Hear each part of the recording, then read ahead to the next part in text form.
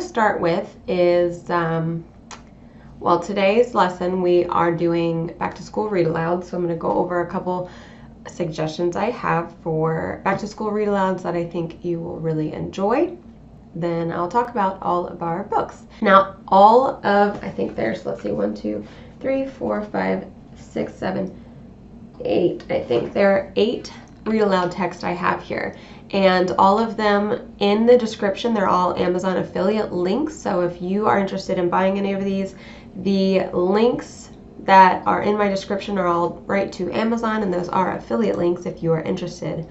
I have 2 tips before we get started talking about each book that I suggest.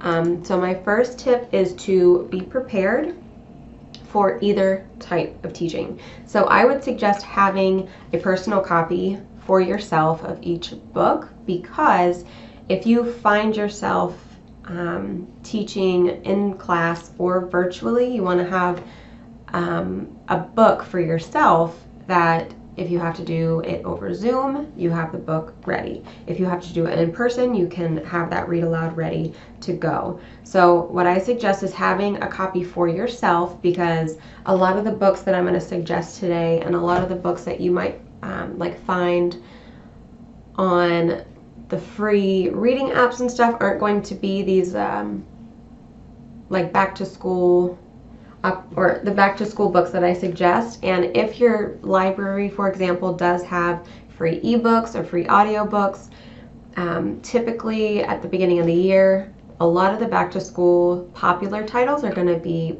rented out. So I would suggest having them personally.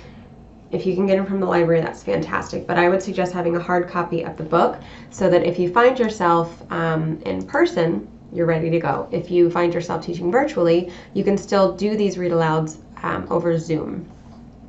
Another tip I have before I start talking about each book is tips for read aloud. So I have 4 tips for each read aloud. The first one I would suggest for any read aloud you do is to make sure you are doing a picture walk prior to any story, especially if it is a new story that students have not read yet.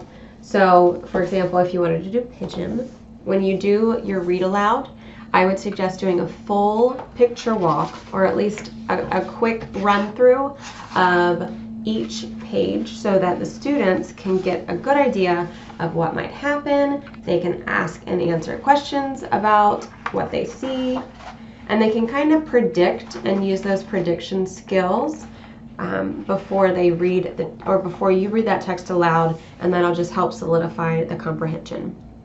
The second thing that I have is to read your if you are going to include a back to school themed read aloud into your ELA block. I talked about this in I think it was in my mentor text or my mini lesson Facebook Live in June, but I suggest if you're going to use any of these in the ELA blocks to go ahead and read them outside of the ELA block and then revisit it. So if you are going to be reading, I actually talked about the thing Lou couldn't do at one of my first Facebook Lives, and I think we talked about this with, let's see, RL22, which was recount, and it deals with morals as well. So if you're going to use this for an ELA-based lesson, I would suggest reading it outside of your ELA block, maybe during your morning meeting, during a transition period, during downtime, if you've got your whole class finished an activity before you thought they would. Fit that in so that when it's time for your mini lesson during your ELA block, you're not feeding into it by doing your read aloud during that time. I would revisit it though before you start teaching during your mini lesson. Also, another thing is to flag off questions prior. So I would suggest getting a little collection of Post-it notes. I thought I had one near, and putting the Post-it notes within the stories so that when you get to that page, you've pre-read the story and you think, okay, this page, it would be a perfect time to stop and ask the students this question. So if you pre-read the story and put those Post-it notes into the story about where you think there will be good talking points, I suggest that, especially if you're going to be using these for mini lessons or standards-based lessons, or maybe growth mindset at the beginning of the year, if you're trying to use it as not just an entertainment book, but as a trying to teach an explicit lesson on some kind of skill, I would suggest putting the post-it notes in there on each page that you think is important to stop and ask questions. And then, like I was just saying, I would suggest making time for questions before, during, and after. So you want, during the picture walk, you want to give them opportunities to ask questions about pictures that they see, what they see going on, what they might have questions about predictions. And then during your reading, you're going to stop and you're going to use those pre-loaded post-its within to stop and answer questions about what's going on in the story, what they're learning in the story. And then at the end, you're going to have time to, or allotted time to sit and ask questions, have them do turn-in talks with their classmates about what they've learned, how they feel about that story, what kind of standards-based questions as well. And then if you are like me and you don't do well on the spot, I would definitely suggest getting the questions ready prior to your reading time, because if you're like me and you just finished a read aloud and you have all these amazing questions that you want to ask, typically you might forget questions, and then you go back later and you said, oh, I had a very meaningful question I could have asked for this topic, and you didn't answer it, or you didn't ask it because you just maybe forgot. So I would suggest having after questions written down prior to your mini lesson, because that'll give you a good opportunity to make sure you hit every question that you intend to hit, and then it'll also make sure that the students are really comprehending every piece of that text. So now we're going to dive into looking at each book, and I'm going to talk really quick about each book, why I like it, what it's about, and why I think your kids would like it. So book 1 is, of course, Pigeon Has to Go to School. This is by Mo Willems, and all kids love a good Mo Willems book. This is a really good story to read at the beginning of the year because it is very high interest for the students. And once you read it aloud, it's a good book to put into the students' groups and students' library, because it's a very easy read for a lot of students with the speech bubbles. So what happens is Pigeon doesn't want to go to school. Pigeon's trying to give all these reasons why he doesn't want to go to school, why he shouldn't have to go to school. And then at the end, he kind of learns what's good about school and why he does want to go to school. And then, of course, at the very, very end, he learns that there's a bus involved. And if you've read any of the Mo Willems Pigeon books, you know that this is very important for Pigeon. But it's a good book to read with students during the beginning of the school year, because it might relate to concerns or fears that they have at the beginning with their first couple days of school, and it'll give them something to maybe relate to if they have any ill feelings toward school, especially this year, if they have any fears or concerns about going back to school or doing it virtually. So that's a good one to discuss feelings about fears during the first days of school. Our second book is All Are Welcome Here, and this is a good book to use to teach an inclusive and diverse class.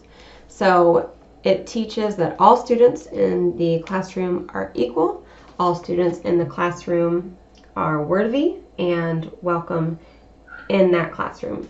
So when you walk through, even on the first page, you see families of all cultures and races, and the story or the illustrations always include world maps and world flags that shows all different types of students, all different types of races, and then no matter what, throughout each page, the author includes an All Are Welcome Here line, and that really helps just solidify, no matter what you look like, no matter what you eat, what you say, how your voice sounds, what you're able to do or not able to do. These are all students that are welcome here.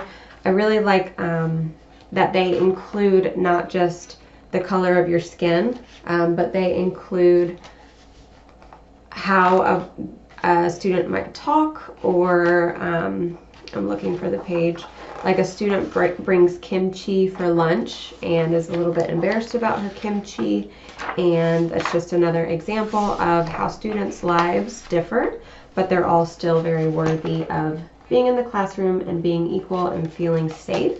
So that's a good one, a good staple I suggest. Alexandra Penfold is the author, and there is a poster in some of the stories.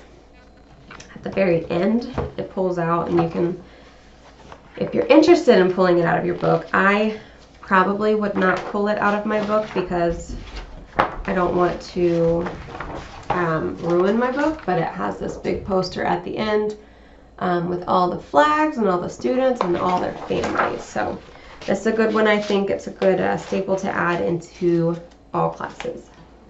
The next story is book 3, which is a classic, First Aid Jitters. And the story has been around for a while. It's not new. It's quite an old story. Julie Danberg and Judy Love are in charge of this book. And it basically, if you have not heard or read this story, it starts with a girl named Sarah who is not interested in getting out of bed. She's very scared to go to school. She's dragging her feet. She doesn't want to go. She's too scared. She doesn't know how people will think about her. She doesn't know what people will say, how they'll react, if they're going to like her or not like her. And then at the end, you learn that Sarah is actually the teacher. So it's actually a really fun way for students to connect with their teachers, to know that fears that they may have had at the beginning of the school year, teachers are going to have those fears too. Those fears are valid. Those feelings are valid. So it's just a really good way, kind of like Pigeon, a good way to let students know that they may be having these emotions and these feelings, but they're all safe to have because others feel the same way too. Book 4 is The Thing Lou Couldn't Do. Good when you are teaching growth mindset.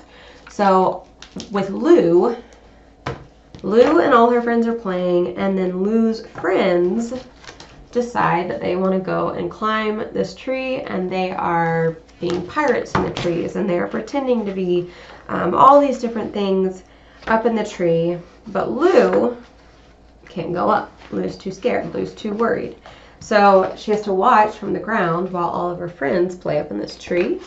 And it's just talking about her inner monologue, about why she can't do this and why she can't climb up, why she can't do it. And then throughout the story, and at the end of the story, we learn that Lou faces her fears, and she tries to do the tree. She tries to climb up, and she fails, which I think is very important in children's books, because a lot of times in a children's book, they face their fears and they come and they do it and they try it and they succeed. But there's not enough stories where students fail. So I love that this story includes a child failing, but then trying again, and the students, actually it doesn't have her trying it. Well, it does have her try it on the last page, but it doesn't show if she has succeeded or not, which is a really good lesson for the students to learn, because even if she doesn't succeed the second time, do you think she's going to try again? Of course. And always, I love when they include the not yet, because that's kind of the growth mindset motto, is the not yet motto. So her friends understand that she can't climb the tree. She tried to climb the tree. She failed. She's still going to do it again. She might fail a second time. And that's a good talking point after this last page where she's going to try again. It's a good talking point for the students, for you to say, okay, what if she fails again? And what if she fails a fourth time? What if she fails a fifth time? And that's a good conversational piece to have. So that's a good one to use at the beginning of the year to teach growth mindset. The 5th book we're going to do is The Day You Begin. This is a good book to discuss students feeling different from other students. students being worried about how others will think about them. And actually, okay, so I totally mixed these up. I was talking about how her friend was eating the kimchi in this story, and it's actually this story. So completely mixed those two up. But they have similar morals of the story, where students might feel like their skin's different, or their hair's different, or their accent's different, or the food they eat's different, or the clothes they wear are different. But at the end of the day, all students in the class are going to feel welcome and safe and celebrated in those differences. So this one is the one where her friend eats kimchi at lunch and is worried because the smell she thinks is too bad. But so this story, I think it's Angelina. So Angelina is worried what other students will think about her curly hair, her skin, her clothes. And then there's another student in her class who has similar fears about how he talks. And then there's other fears throughout the story about, people, what they wear, where they're from, they're learning about each other. So it's just a good way for students to see fears that they may personally have written in book form so that they can feel like they can connect. And then, so this is the kimchi story at lunch, but throughout the end of the story, and this is a little boy who can't climb the tree or can't climb the monkey bars.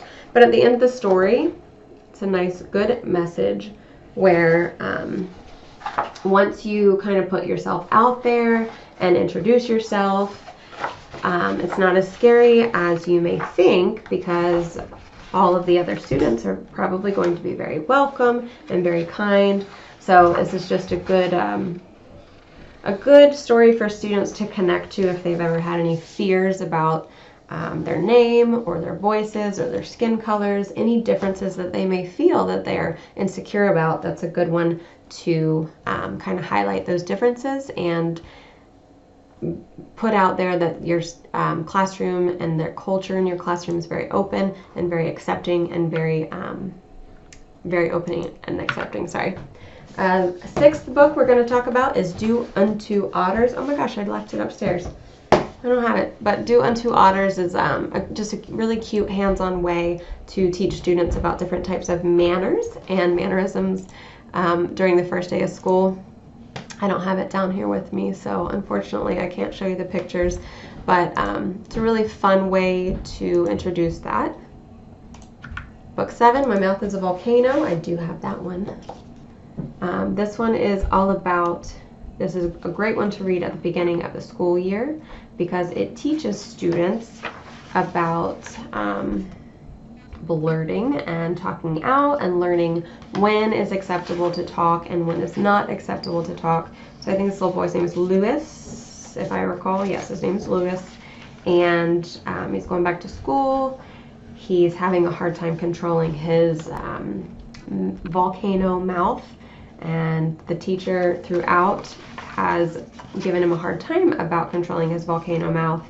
He goes home and he talks to his mom about it, and she helps him kind of learn tactics to not blurt out, to think about what he's saying in his head before he says it, which is just a really good way to teach rules and procedures at the beginning of the year in kid-friendly language.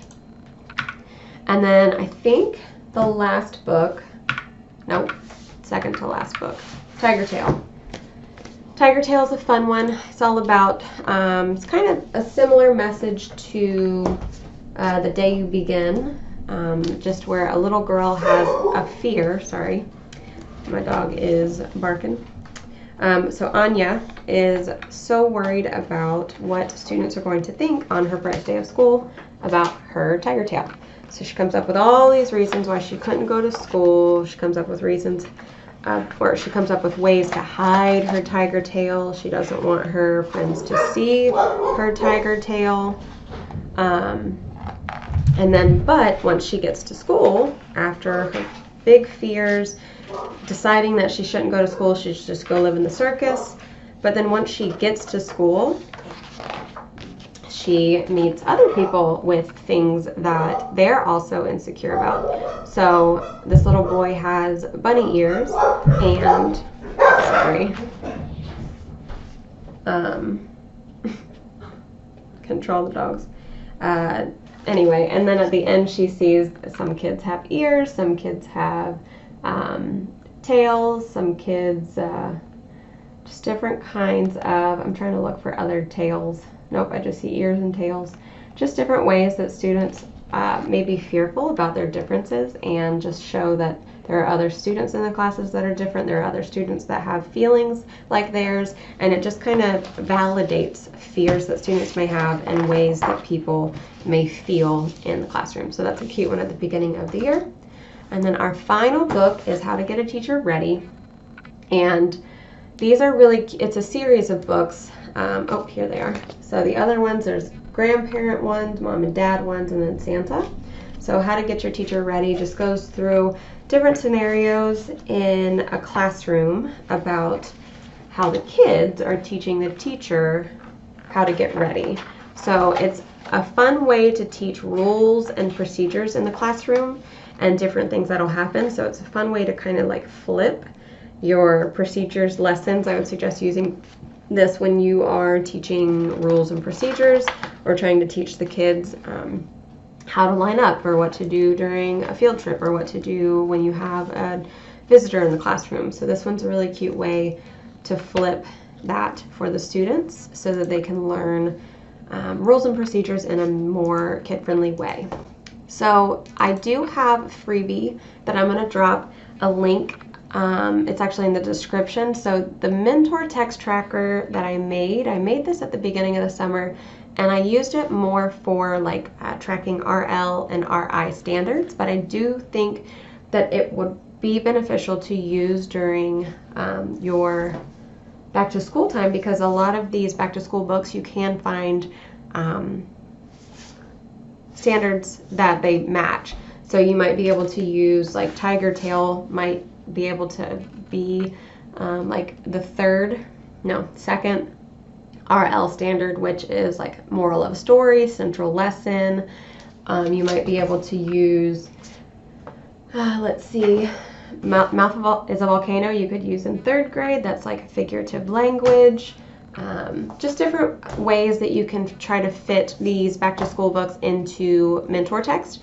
And then these mentor text trackers are freebies that you can use to kind of track which books you used for which standards, so that when you go to teach your back to school week plans next summer, you have these papers that you have kind of tracked all of your books that you read and what standards they covered, so that you don't have to redo it every single year. So those are free if you want to sign up for those. And then that is all I have for you guys today. So thank you guys for tuning in. Bye-bye.